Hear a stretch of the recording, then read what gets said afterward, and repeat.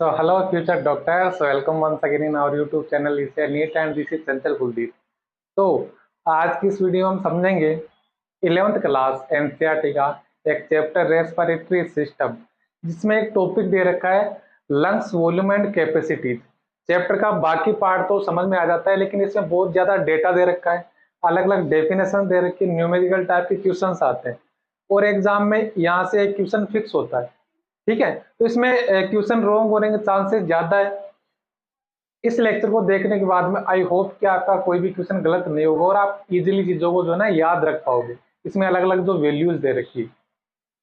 तो lungs volume and capacity, अभी आपको पता चल जाएगा कि वॉल्यूम क्या है, कैपेसिटी क्या है, दोनों में डिफरेंस क्या है। पहले आप समझ लो कि लंग्स जो वॉल्यूम है वो कितनी है, 4 है। उनको मेजर किसकी हेल्प से किया जा सकता है, स्पायरोमीटर की हेल्प से उनको मेजर किया जा सकता है, उनको नापा जा सकता है। ठीक है, सभी को नहीं मापा जा सकता, वो मैं बता दूंगा कि किस किस को मेजर नहीं किया जा सकता। तो मैंने एक बॉक्स बना रखा है जिसमें 4 पार्टीशन है। ये बॉक्स और कुछ नहीं, ये लंग्स है। ठीक है, ये बॉक्स और कुछ नहीं, ये क्या है, लंग्स है। आप अभी इसको पूरी तरह कंप्लीटली क्या मान लो, खाली मान लो, एम्प्टी मान लो पूरी तरह। ठीक है, सीक्वेंस में चीजों को पढ़ेंगे जिससे कि आपको चीजों इस डायग्राम को देखते ही आपको पूरा टॉपिक जो है ना वो मेमोराइज हो जाएगा, चीजें आपको याद हो जाएगी।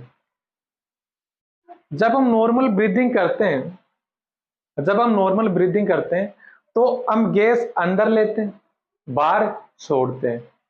तो उस अमाउंट का नाम क्या है, उस अमाउंट का नाम होता है टीवी।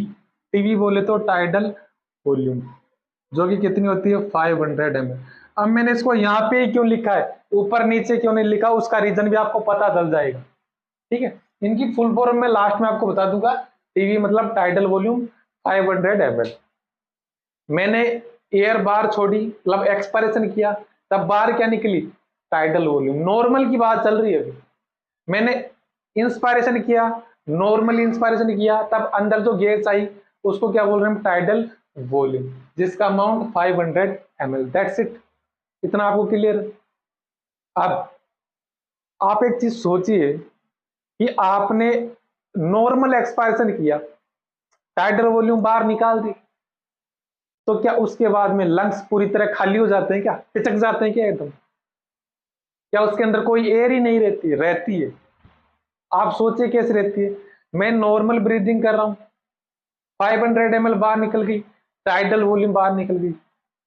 अब जब मैं फोर्सफुली एक्सपायरेशन करूंगा तब एक्स्ट्रा जो अमाउंट है एयर का, अरे वो भी तो लंग्स के अंदर से ही आ रहा है ना, वो कहीं बाहर से थोड़ी आ गया, वो भी लंग्स के अंदर ही था, लेकिन नॉर्मल ब्रीदिंग के ड्यूरिंग वो बाहर नहीं आ पा रहा था। तो जब फोर्सफुली ब्रीदिंग करेंगे, जो एयर लंग्स के अंदर प्रेजेंट रहती है वो क्या होती है, एक्सपायरेटरी रिजर्व वॉल्यूम, जिसका अमाउंट कितना होता है, 1000 से 1100 ml। ठीक है, नॉर्मली टाइडल वॉल्यूम। लेकिन टाइडल वॉल्यूम के बाद में भी एक एयर का एक अमाउंट लंग्स के अंदर रहता है, जो कि फोर्सफुली जब एक्सपायर करेंगे तभी बाहर निकल पाएगा। इसको बोलते हैं ईआरवी, अमाउंट आपके सामने। ठीक है साहब, इतना समझ में आ गया। क्या मैंने फोर्सफुल एक्सपायरेशन किया, जोर से सांस को बाहर निकाला, उसके बाद में क्या लंग्स पूरी तरह पिचक जाते हैं, या पूरी एयर बाहर निकल जाती है, क्या लंग्स के अंदर कोई एयर नहीं रहती, रहती है। लंग्स के अंदर एयर रहेगी। तो उस एयर को क्या बोलते हैं, उसको बोलते हैं रेजिडुअल वॉल्यूम। क्या बोलेंगे, रेजिडुअल वॉल्यूम। अमाउंट 1100 से 1200 ml। ठीक है, आई बात समझ में। जब आप नॉर्मली ब्रीदिंग कर रहे हो, जो अंदर बाहर एयर आ रही है जा रही है, वो क्या है, टाइडल वॉल्यूम।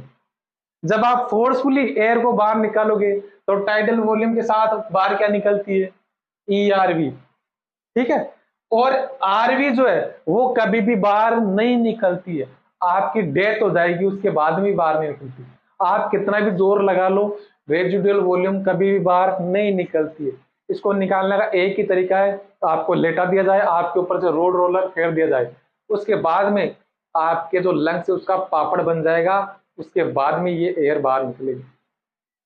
अब आपको समझ में आया मैंने इनको इस सीक्वेंस में क्यों लिख रखा है। ये मेरा लंग्स है, मैंने जब ब्रीदिंग की, नॉर्मल ब्रीदिंग करी, तब बाहर क्या निकाला मैंने, टाइडल वॉल्यूम को बाहर निकाला। उसके नीचे क्या है, ईआरवी, जो कि कब निकलेगी, जब मैं फोर्सफुल एक्सपायरेशन करूंगा तब निकलेगी।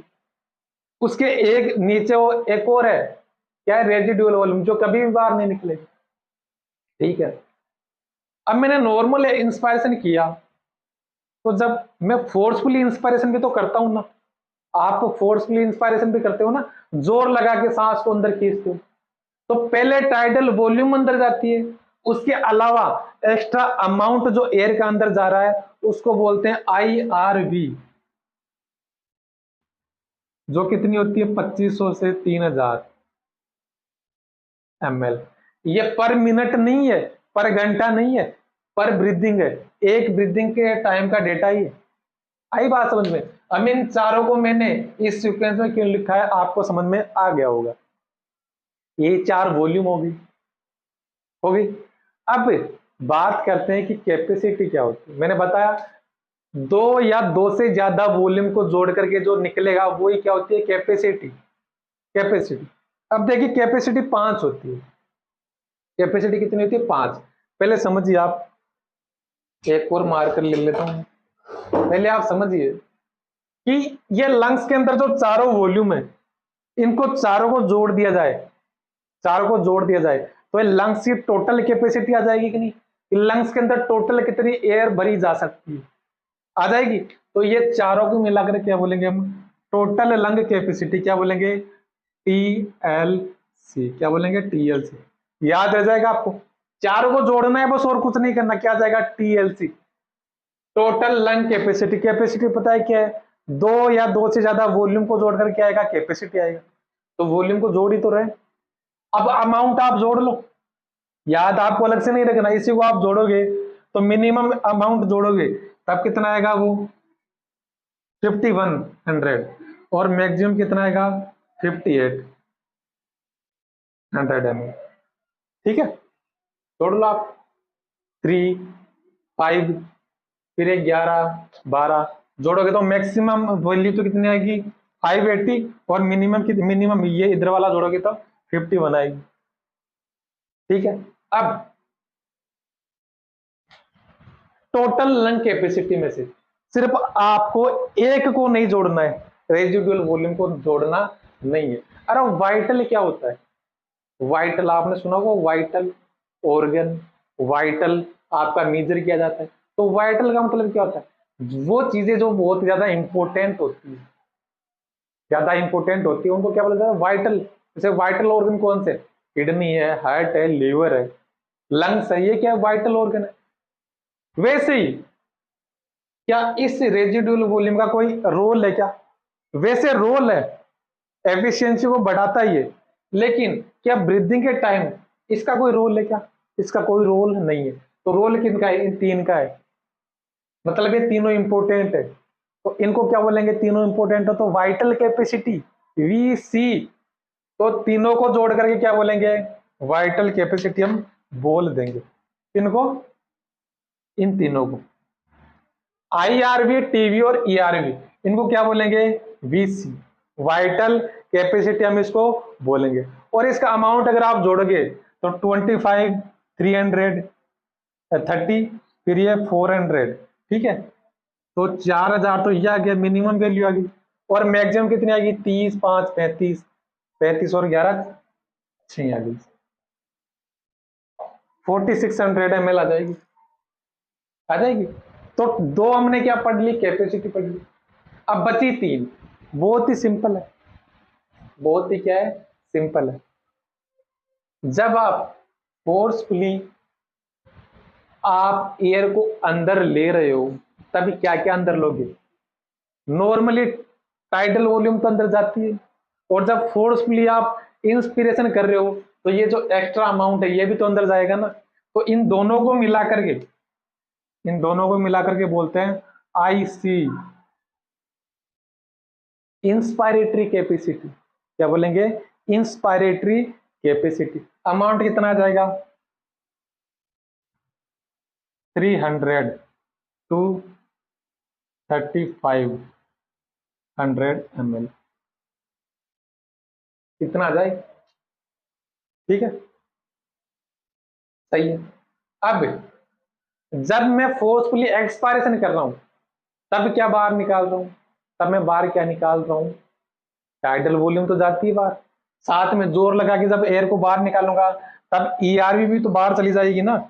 इसलिए इसलिए इन दोनों को मिलाकर के क्या बोलेंगे, ईसी, एक्सपायरेटरी कैपेसिटी। क्या बोलेंगे, एक्सपायरेटरी कैपेसिटी। अमाउंट कितना आ जाएगा, 1500 से 1600 ml। चार को याद रखना है, बाकी तो जोड़ करके आ जाएगा बाकी। ठीक है। अब नॉर्मल ब्रीदिंग जब हम करते हैं,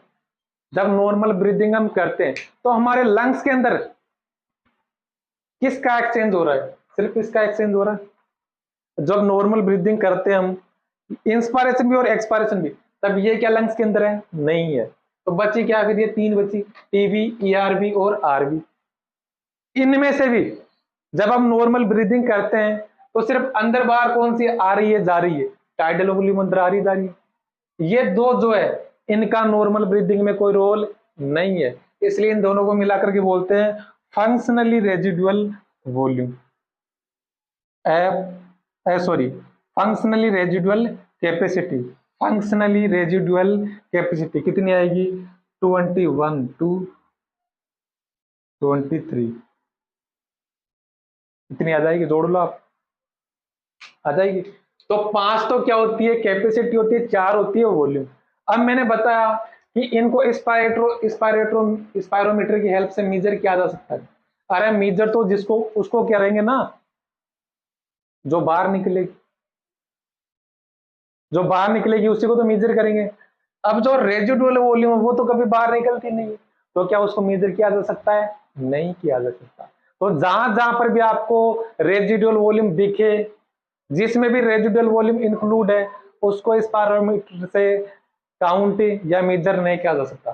तो किस किस को नहीं किया जा सकता, देखिए टीएलसी में, क्या रेजिडुअल वॉल्यूम इंक्लूड है, बिल्कुल इंक्लूड है। तो टीएलसी को भी इस पैरामीटर की हेल्प से मेजर नहीं किया जा सकता। फिर क्या एफआरसी में इंक्लूड है, बिल्कुल इंक्लूड है, तो एफआरसी को भी इंक्लूड मेजर नहीं किया जा सकता।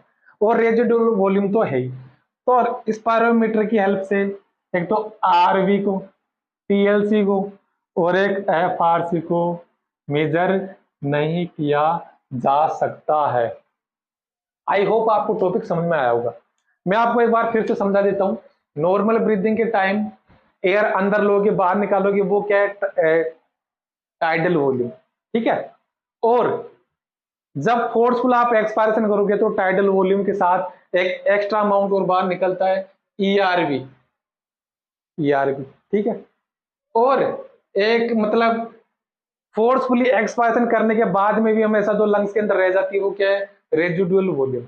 और जब आप फोर्सफुली इंस्पिरेशन करोगे तो टाइडल वॉल्यूम तो हमेशा अंदर आती है, साथ में जो एक्स्ट्रा अमाउंट ऑफ एयर अंदर आता है वो क्या है, आईआरवी। ठीक है। आईआरवी को टाइडल वॉल्यूम के साथ जोड़ेंगे तब क्या आ जाएगा, इंस्पायरेटरी कैपेसिटी। टाइडल वॉल्यूम को ईआरवी के साथ जोड़ेंगे तब क्या आ जाएगा, एक्सपायरेटरी कैपेसिटी। टोटल जोड़ेंगे क्या आ जाएगा, टोटल लंग कैपेसिटी। और जो वाइटल है उनको जोड़ेंगे तो वाइटल कैपेसिटी आ जाएगा। आई बात समझ में। अब इनकी फुल फॉर्म में लिख देता हूं, आप इनको पहले एक बार नोट कर लो। फुल फॉर्म में लिख देता हूं, यहां पे कहीं साइड में लिख देता हूं।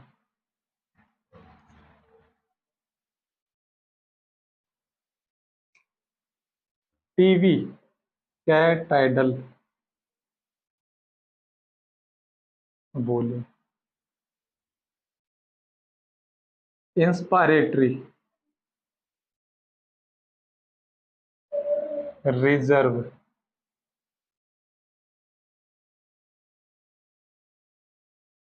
ईआरवी है, एक्सपायरेटरी, रिजर्व।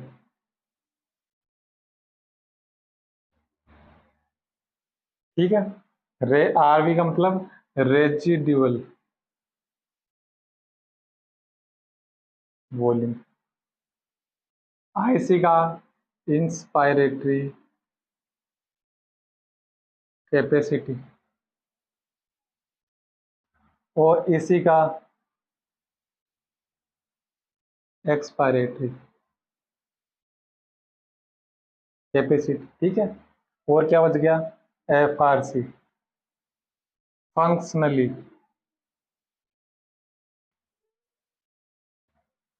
रेजिडुअल